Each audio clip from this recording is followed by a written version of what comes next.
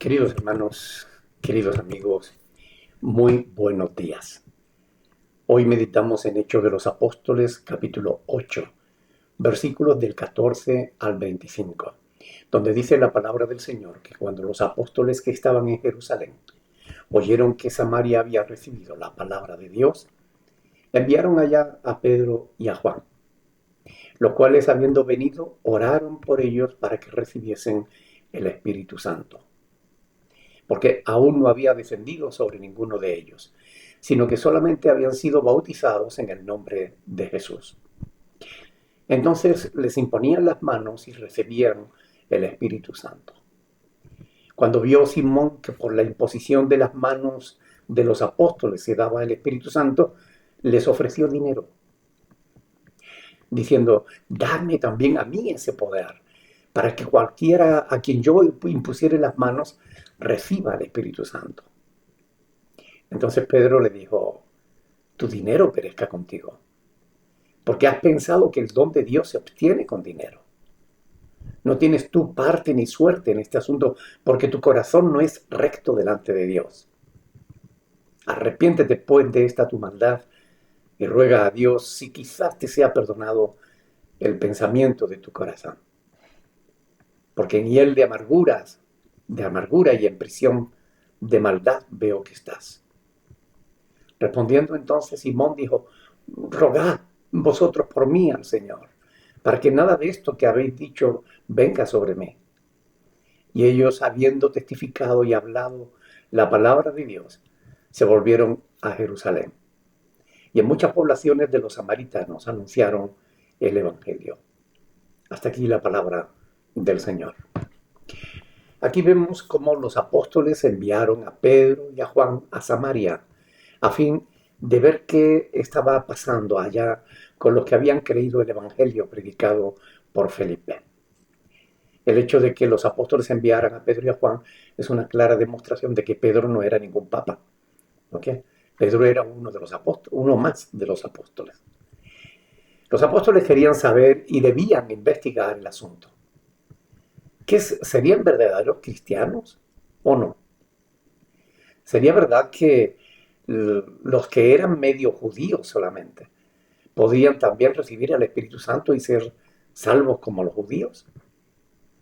Pedro y Juan oraron para que recibiesen el Espíritu Santo, pero realmente no fue hasta su experiencia con Cornelio, que la veremos en el capítulo 10 de este libro de los Hechos, que Pedro no estuvo totalmente convencido de que incluso los gentiles podían recibir el Espíritu Santo.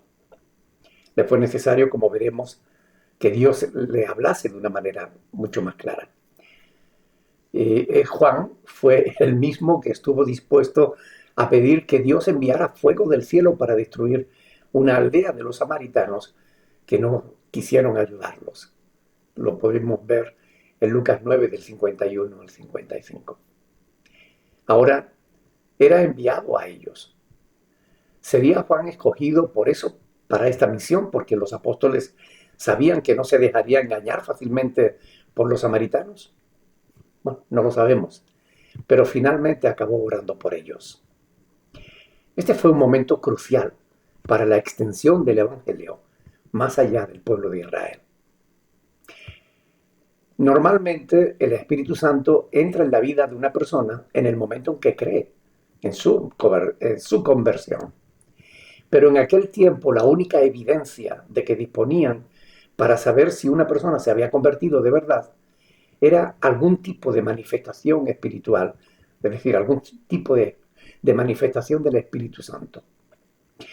Lucas no explica cuál fue la manifestación que vio Simón, pero algo debió ver.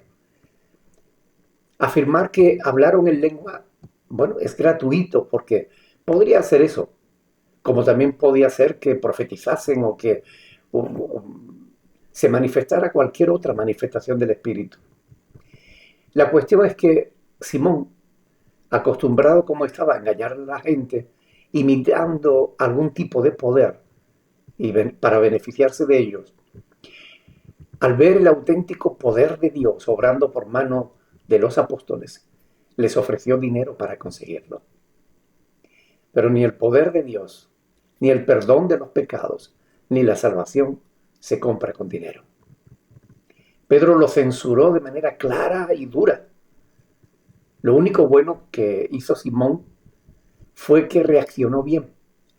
O al menos eso queremos creer.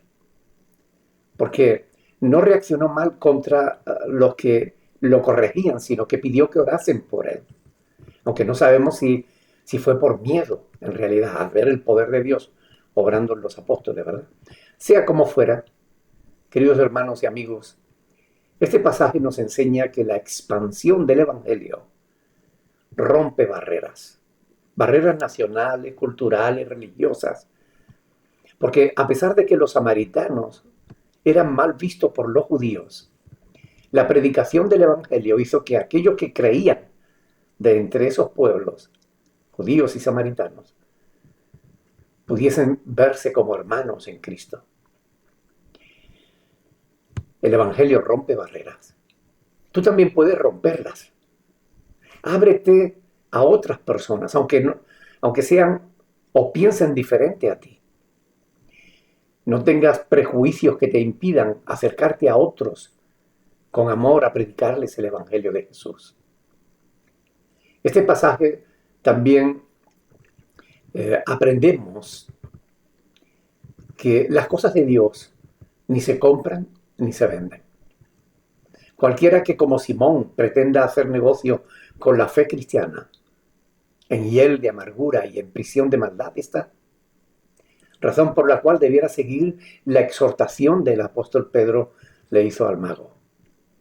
Fíjense que no lo condenó, sino que lo confrontó y le mostró la salida, arrepentirse y orar. Sé tú también un canal de bendición, como lo fue Pedro para Simón. También tú puedes ser un puente que ayude a la gente a acercarse a Dios de corazón. Además de su tremendo error, a pesar de su tremendo error, Simón pidió perdón arrepentido, lo que demuestra que el arrepentimiento sigue siendo posible después de haber pecado. Practica el arrepentimiento sincero. Este texto nos exhorta a reflexionar sobre las motivaciones por las cuales nos acercamos a Dios y a su poder. ¿Buscas realmente a Dios por amor o por conveniencia? El Espíritu Santo no es ninguna fuerza activa ni un poder, es mucho más que eso. El Espíritu Santo es el mismo Dios, obrando poderosamente en los corazones de los creyentes, a fin de transformarlos a la imagen de su Hijo Jesucristo. Que Dios nos bendiga y nos ayude a entender su palabra y a ponerla por obra para su gloria y para su honra. En el nombre de Jesús. Amén. Disfruten de este hermoso día que Dios nos regala y oren al Señor. Pidan que Dios les ayude. Bendiciones.